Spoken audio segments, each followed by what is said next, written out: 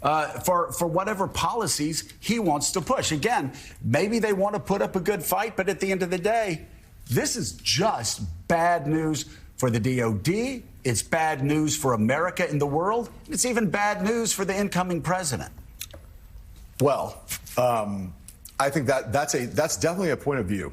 And it's a point of view it's a point of view that I think it's not really a point of view so much as a projection of how this ends up. It's not. I mean, look, I'm not taking the other side of the argument, but if you listen to people like Mike Davis, the head of the Article 3 Project and Steve Bannon ally, and you listen to Steve Bannon, people who have a lot of influence with Donald Trump, they disagree with you. They want that fight.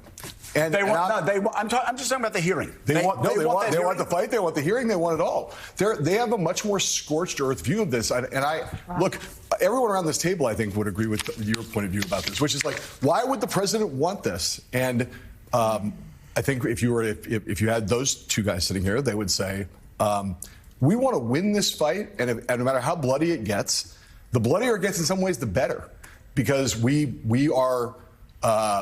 saw what happened. And in Mike Davis's case, he analogizes all these things to the Kavanaugh experience, which is it was a brutal experience. It was really bloody. It was really terrible. And yet we ended up getting our guy in the Supreme Court. And I'm not trying to compare the two. Well, but he does. I was going to say, for those that do compare the two, there's a big difference between notes that, hey, Bubba and Buster drank in the backyard and squee in 10th grade. There was a woman who came up on Capitol Hill and testified that he had sexually assaulted her.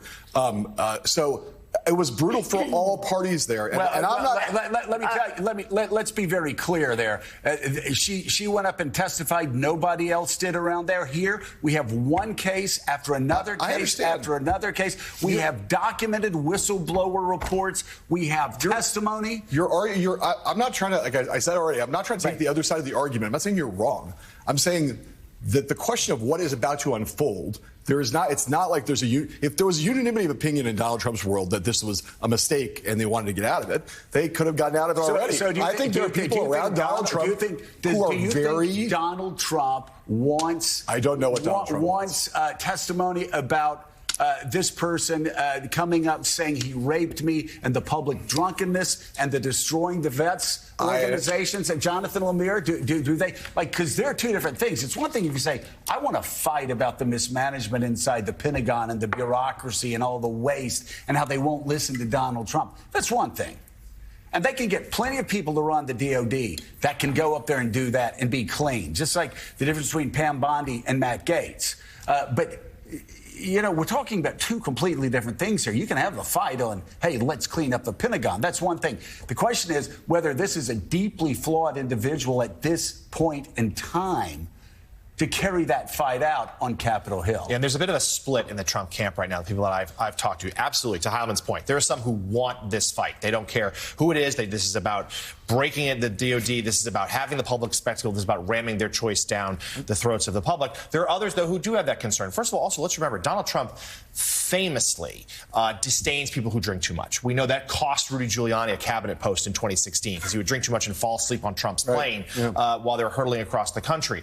Trump has told people, I am told, that he doesn't care for that. It's more than he expected. They also, let's remember, the transition team, surprised by even that initial sexual assault allegation because of their lack of vetting, because Hegseth didn't come forward with the information right away. And there are some who believe that even if Hegseth were to go down, they could find a more palatable choice, one who has a better chance of being confirmed, who's still going to enact all those policies. So right now, it is a great debate, but they are great. With Hegseth taking so much oxygen, though, they feel better about some of the others' chances slipping below the radar, Kash Patel, Tulsi Gabbard, and the like. And I just say, it's true that Donald Trump doesn't like the drunkenness. He does not mind as much people who have been accused of sexual assault and sexual harassment. He's picked a lot of them, and he often sides with them.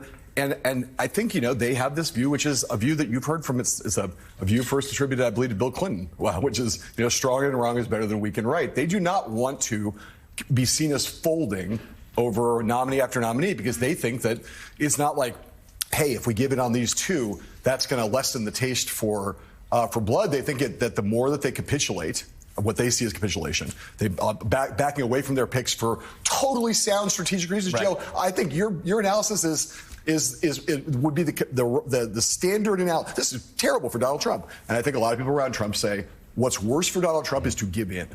Yeah, and back away from someone who is one of their loyalists. But on top of everything that Joe has put forward here is the fact that he's completely unqualified for the job. Completely. I do not disagree with that fact, but I'm trying to do the analysis of why this isn't not a foregone conclusion that eventually they're going to walk away. Let me give you the other side, though. There are people, quite a few people, a lot of people inside of Trump world that look at the Matt Gaetz pick and they laugh and they go, "We traded up.